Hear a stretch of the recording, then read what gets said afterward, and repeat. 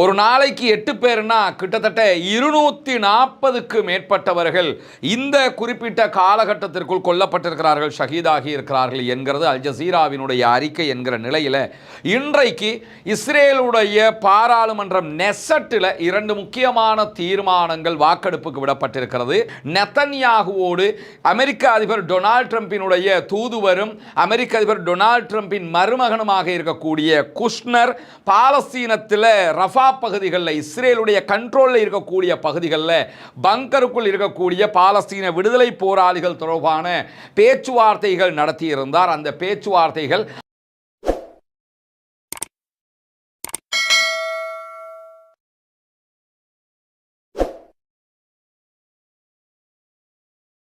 அன்பிற்கினிய சகோதர சகோதரிகளே, நம் அனைவர் மீதும் ஏக இறைவனுடைய அமைதியும் கருணையும் உண்டாகட்டுமாக என்கிற உயரிய பிரார்த்தனைகளோடு பாலஸ்தீனத்தினுடைய காசா பகுதிகளில் இஸ்ரேலிய ஆக்கிரமிப்பு இராணுவம் நடத்தி வந்த 2 ஆண்டுகளுக்கு மேலான யுத்தம் தற்போது யுத்த நிறுத்தமாக மாற்றப்பட்டிருக்கிறது. அங்கே அமைதி ஓரளவுக்கு திரும்பி இருக்கக்கூடிய இந்த சூழலில் இன்றோடு 32வது நாளாகவும் காசாவிலும் காசாவையொட்டிய சர்வதேச நிலப்பரப்பிலும் என்னவெல்லாம் நடக்கிறது என்கிற செய்திகளை தான் நம்ம இருக்கிறோம். இன்றைய நாளிலும் இஸ்ரேலிய ஆக்கிரமிப்பு இராணுவத்தினுடைய ஆளில்லா விமான தாக்குதல்களில் பாலஸ்தீனத்தினுடைய காசா பகுதிகளில் 2 அப்பாவிகள் கொல்லப்பட்டிருக்கிறார்கள், ஷஹீதாகி இருக்கிறார்கள் என்கிற செய்திகள் வெளியாகி இருக்கிறார். அதே நேரம் கடந்த 30 நாட்களுக்குள்ளாக ஒரு நாளைக்கு 8 பேர் வீதம் யுத்த நிறுத்தத்தை மீறி இஸ்ரேல் நடத்திய தாக்குதல்களில் ஷஹீதாகி இருக்கிறார்கள், கொல்லப்பட்டிருக்கிறார்கள் என்கிற கவலைக்குரிய செய்தியும் இன்றைக்கு பதிவாகி இருக்கிறது. ஒரு நாளைக்கு 8 பேர் கிட்டத்தட்ட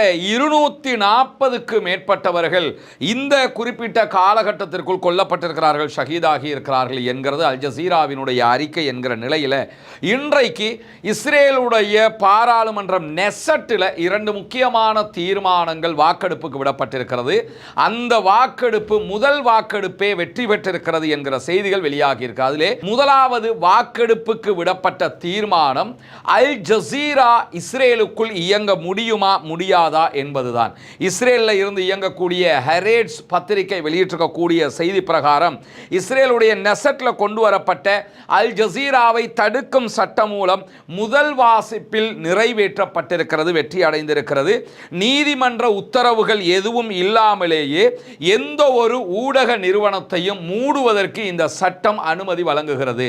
இப்போ நெசட்டில் அவங்க கொண்டு வர்ற எல்லா ரூலும் எப்படி இருக்குதுன்னு கேட்டால் நீதிமன்றத்துக்கு போக வேண்டிய அவசியமே கிடையாது, நினைச்சா அவங்க இழுத்து மூடலாம் என்கிற சட்டத்தை தான் கொண்டு வர்றாங்க. அந்த அடிப்படையில் தான் அல் ஜசீரா உள்ளிட்ட எந்த ஊடகமாக இருந்தாலும் நீதிமன்றத்துக்கு யார் போனாலும் அது செல்லுபடியாகாது. அரசாங்கம் நினைத்தால் அவர்களை இழுத்து மூடிவிட முடியும். அந்த அடிப்படையில் ஆக்கிரமிக்கப்பட்ட பாலஸ்தீனமாக இருக்கக்கூடிய இஸ்ரேலுக்குள்ளாக அல் ஜசீரா தொலைக்காட்சி செயல்பட முடியாது என்கிற தடை நீட்டிக்கப்பட்டிருக்கிறது. தடைக்கான அங்கீகாரம் இஸ்ரேலுடைய பாராளுமன்றம் நெசட்டிலே கிடைத்திருக்கிறது. முதல் வாசிப்பில் 50 நெசட் உறுப்பினர்களால் இது ஆதரிக்கப்பட்டிருக்கிறது. 41 பேர் இந்த தீர்மானத்துக்கு எதிராக வாக்களிச்சிருக்கிறாங்க, 50 பேர் தான் ஆதரித்திருக்கிறார்கள் என்கிற நிலையில் அல் ஜசீராவினுடைய செயல்பாடு என்பது இஸ்ரேலில் இருக்கக்கூடிய நெசட் உறுப்பினர்களாலும் அங்கீகரிக்கப்பட்டிருக்கிறது. 41 பேர் அங்கீகரிச்சிருக்கிறாங்கிறது மிக முக்கியமானது. குறிப்பாக அட்டர்னி ஜெனரலாலும் எதிர்க்கப்பட்டிருக்கிறது என்பது ஆச்சரியமாக இருக்கிறது. இஸ்ரேலுடைய அட்டர்னி ஜெனரலே இதுக்கு எதிர்ப்பு தெரிவிக்கிறேன் என்று சொல்லியிருக்கிறார். ஆனாலும் நெசட் இந்த தீர்மானத்தை பாஸ் பண்ணி இருக்கிறது என்கிற செய்திகள் இன்றைக்கு வெளியாகி இருக்கிற அதே நேரம் இன்றைக்கு 2வதாக இஸ்ரேலுடைய பாராளுமன்றம் நெசட்டிலே கொண்டு வரப்பட்ட தீர்மானம் தான் நேற்று இரவு நம்முடைய வீடியோவிலையும் சொல்லியிருந்தோம். பாலஸ்தீன அப்பாவிகள் சிறையிலே வாடக்கூடிய ஆயிரக்கணக்கான சகோதரர்களை நீதிமன்றத்தினுடைய எந்த கட்டுப்பாடும் கடப்பாடும் இல்லாமல் விரும்பிய அடிப்படையில் தூக்கு தண்டனை, மரண தண்டனை நிறைவேற்றுவதற்கான சட்டம் முதல் வாசிப்பில் இதுவும் நிறைவேற்றப்பட்டிருக்கிறது, பாஸ் ஆகி இருக்கிறது. 39 உறுப்பினர்கள் இந்த மசோதாவுக்கு தீர்மானத்திற்கு ஆதரவாக வாக்களித்திருக்கிறார்கள், 16 பேர் எதிர்த்து வாக்களித்திருக்கிறார்கள். எனவே இஸ்ரேலுடைய நெசட்டில் முதல் வாசிப்பில் இந்த தீர்மானம் பாஸ் ஆகி இருக்கிறது. இன்னும் 2 வாசிப்புகள் இருக்கிறது. பெரும்பாலும் அந்த இடங்களிலும் இந்த தீர்மானம் பாஸ் ஆகிவிட்டால் பாலஸ்தீன அப்பாவிகளை எந்தவித கேள்வி கணக்கும் இல்லாமல் விசாரணைகளும் இல்லாமல் நினைத்த பிரகாரம் அவர்கள் கொள்வதற்கான அனுமதியை சட்ட ரீதியாக பெற்றுவிடுவார்கள் என்பதுதான் அவர்கள் இஸ்ரேல் பாலஸ்தீனத்தை கைப்பற்றி உருவாக்கிய நாட்டினுடைய கேவலமான சட்டமாக இருக்கிறது என்பதையும் பார்க்க முடிகிறது. எது எப்படி போனாலும் இந்த உலகத்தில் அத்தனை பேரும் இதை பார்த்து கொண்டுதான் இருக்கிறார்கள். ஏக இறைவன் அல்லாஹு தாலா பார்த்து கொண்டுதான் இருக்கிறான். அப்பாவிகளுடைய பிரார்த்தனை வீண் போகாது, நம்முடைய பிரார்த்தனையும் வீண் போகாது. இஸ்ரேலிய ஆக்கிரமிப்பு அரசாங்கத்தினுடைய கொடூரங்களுக்கு கண்டிப்பாக முற்றுப்புள்ளி கிடைக்கும் என்கிற நம்பிக்கையோடு நெதன்யாகுவோடு அமெரிக்க அதிபர் டொனால்ட் ட்ரம்பினுடைய தூதுவரும் அமெரிக்க அதிபர் டொனால்ட் ட்ரம்பின் மருமகனுமாக இருக்கக்கூடிய குஷ்னர் பாலஸ்தீனத்தில் ரஃபா பகுதிகளில் இஸ்ரேலுடைய கண்ட்ரோலில் இருக்கக்கூடிய பகுதிகளில் பங்கருக்குள் இருக்கக்கூடிய பாலஸ்தீன விடுதலை போராளிகள் தொடர்பான பேச்சுவார்த்தைகள் நடத்தியிருந்தார். அந்த பேச்சுவார்த்தைகள் அந்த பிரச்சனைக்கு முடிவை கொண்டு வரவில்லை என்று இன்றைக்கு இஸ்ரேலுடைய சேனல் 15 வெளியிட்டிருக்கக்கூடிய செய்திகளில் தெரிவித்திருக்கிறது. அமெரிக்காவினுடைய செயல்பாட்டு திட்டத்தை பொறுத்தவரையில் பாலஸ்தீன விடுதலை இராணுவத்தை சேர்ந்தவர்கள் ஆயுதத்தை கீழே வைத்துவிட்டு உயிரோடு வெளியேற்றப்பட்டு காசாவுக்குள் அனுப்பப்பட வேண்டும் என்பதில் அவர்கள் உறுதியாக இருப்பதாகவும், ஆனால் இஸ்ரேல் அவர்கள் மொத்தமாக சரணடைய வேண்டும், ஆடைகள் இல்லாமல் உள்ளாடைகளோடு கண்கள் கட்டப்பட்ட நிலையில் சரணடைய வேண்டும் என்று எதிர்பார்க்கிறார்கள் என்றும், ஆனால் குஷ்னர் சொல்லியிருக்கக்கூடிய ஒரு செய்தியில் இப்படி நீங்கள் அவர்களை கைப்பற்றுகிறீர்கள் என்பதால் நீங்கள் வென்றுவிட்டீர்கள் என்று அர்த்தமில்லை என்றும் சொல்லியிருக்கிறார் என்கிற செய்திகள் வெளியாகி இருக்கிறது. எனவே இந்த யுத்தத்தில் ஜெயிக்க முடியாத இஸ்ரேல் இப்படியாவது தன்னுடைய மானத்தை பாதுகாத்துக் கொள்வதற்கு முனைகிறது என்கிற நிலையில் எதிர்வரக்கூடிய ஓரிரு வாரங்களுக்குள்ளாக 20 நாடுகளுடைய இராணுவங்களை இணைத்துக் கொண்டு ஒரு பயிற்சியை நடத்த இருப்பதாகவும் ஒரு செமினார் மாதிரி ஒன்று நடத்த இருப்பதாகவும் இஸ்ரேல் இன்றைக்கு அறிவித்திருக்கிறது. இந்த பயிற்சியில் எந்தெந்த நாடுகளைச் சேர்ந்த இராணுவத்தை சேர்ந்தவர்கள் வரப்போகிறார்கள் என்கிற தகவல்கள் வெளியிடப்படவில்லை.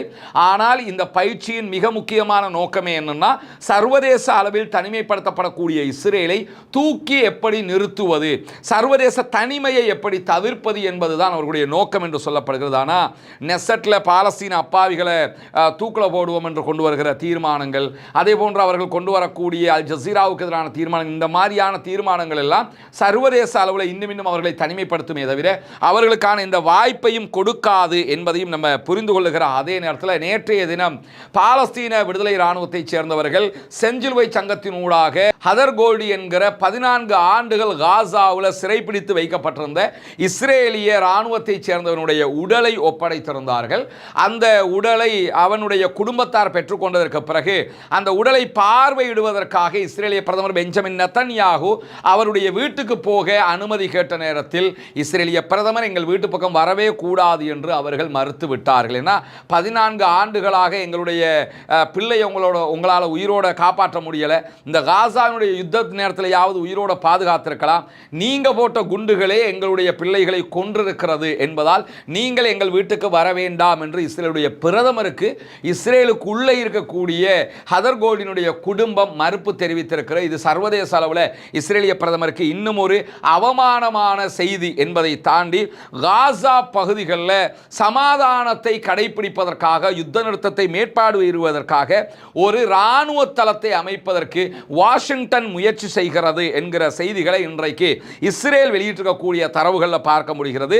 புதிய ஏற்பாடுகளாக இதை அவர்கள் செய்ய இருக்கிறார்கள் என்று இஸ்ரேல் குறிப்பிட்டிருக்கிறது. ஆனால் காசாவுக்குள்ள இராணுவ தளம் அமைப்பதோ எங்களுடைய இராணுவத்தை உள்ளே கொண்டு வருவதோ எங்களுடைய நோக்கம் கிடையாது என்று அமெரிக்கா பலவிடுத்தம் சொல்லி இருந்த நிலையில் அமெரிக்காவுடைய 200 இராணுவத்தை சேர்ந்தவர்கள் தற்போது இஸ்ரேலுக்குள்ள இருக்கக்கூடிய நிலையில தான் இந்த செய்தி வெளியாகி இருக்கிறது. எடியோ தஹரனோ வெளியிட்டிருக்கக்கூடிய இந்த செய்தியில் காசாவுக்குள்ள அமெரிக்காவினுடைய ஒரு இராணுவ தளத்தை அமைப்பதற்கான முயற்சிகள் நடக்கிறது என்கிற செய்தி வெளியாக இருக்கு. அப்படி நடந்தால் அது காசா மக்களுக்கான ஒரு ஆபத்தான செய்தியாக மாறிவிடும். பாலஸ்தீன விடுதலை அமைப்பு எப்படி அதை எதிர்கொள்ளப் போகிறது என்கிற கேள்விகளும் எழாமல் இல்லை. இப்படியான சூழலில் தான் இன்றைய நாளில் பாதுகாப்பு கவுன்சிலுக்கான அமெரிக்காவினுடைய காசா வரைவு தீர்மானம் ஒப்படைக்கப்பட்டிருக்கிறது, திருத்தப்பட்டது ஒப்படைக்கப்பட்டிருக்கிறது என்கிற செய்திகள் வெளியாகி இருக்கிறது.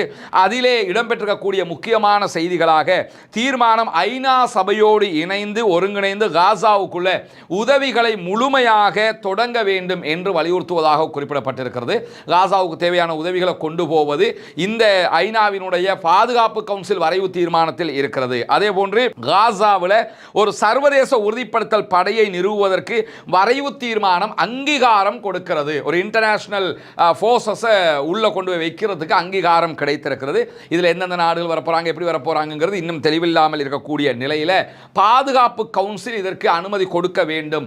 அந்த வழியில் தான் சர்வதேச படை உள்ள வரணும் என்று ஜெர்மன் அதே போன்று ஜோர்டான் ஆகிய நாடுகள் வலியுறுத்தி இருந்தன. இஸ்ரேல் அதற்கு அனுமதிக்க முடியாது, பாதுகாப்பு கவுன்சில் அனுமதி எடுத்துக்கிட்டு சர்வதேச படைகள் வரக்கூடாது என்று சொல்லியிருந்தாங்க. ஏன்னா இன்டர்நேஷனல் ஃபோர்ஸஸ் உள்ள வந்தாங்கன்னா ஐநா சபையினுடைய பாதுகாப்பு கவுன்சிலுடைய அனுமதியோட அங்கே என்ன நடந்தாலும் இஸ்ரேலால் ஒன்றும் செய்ய முடியாமல் போயிருங்கிறதுனால தான் அதை சொன்னாங்க. ஆனால் இஸ்ரேலை மீறி பாதுகாப்பு கவுன்சிலுடைய வரைவு தீர்மானத்தில் அது இருக்கிறது என்பது இன்றைக்கு வெளியாகி இருக்கக்கூடிய நேரத்தில் காசாவில் இருக்கக்கூடிய பாலஸ்தீன விடுதலை அமைப்பினுடைய ஆயுத குறைப்பு அதே போன்று பொதுமக்களுக்கான பாதுகாப்பு குறித்து சர்வதேச படை எகிப்து அதே போன்று இஸ்ரேலோடு இணைந்து செயல்படும் என்கிற செய்தி இங்கே குறிப்பிடப்பட்டிருக்கிறது.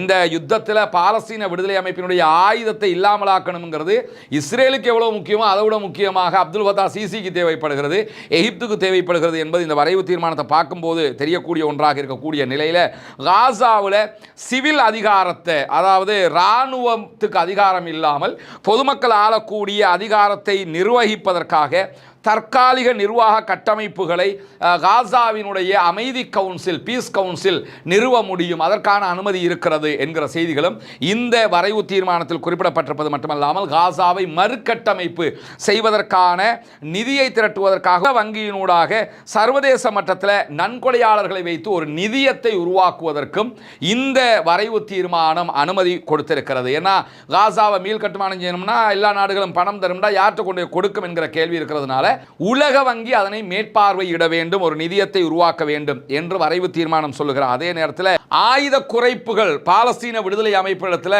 ஆயுதங்கள் அவங்க கீழே வைக்கிறத பொறுத்து இஸ்ரேல் காசாவிலிருந்து படிப்படியாக வெளியேறும் அந்த செயல்பாடுகள் முன்னெடுக்கப்படும் என்று சொல்லியிருக்கிறாங்க. இது ஒரு ட்ராப்பாக இருக்கிறது.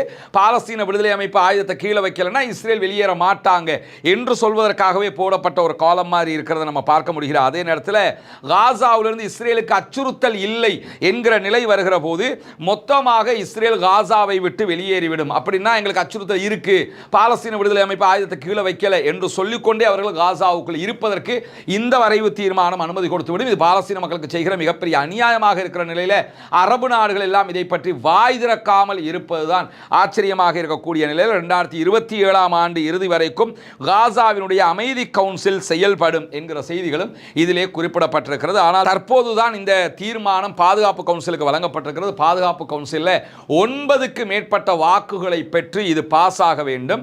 அதே நேரத்தில் அமெரிக்கா தான் இந்த தீர்மானத்தை கொண்டு வர்றதுனால அமெரிக்கா தவிர்ந்த பிரித்தானியா, பிரான்ஸ், சீனா, ரஷ்யா ஆகிய 4 நாடுகள் வீட்டோவை பயன்படுத்தாமலும் இருக்க வேண்டும் என்கிற நிலை இருக்கிறது. பொறுத்திருந்து பார்ப்போம் என்ன நடக்கப் போகிறது என்பதை. பாலஸ்தீனம் தொடர்பாக இன்றைக்கு வெளியாக இருக்கக்கூடிய மிக முக்கியமான செய்திகளை தான் உங்களோடு பகிர்ந்து கொண்டிருக்கிறோம்.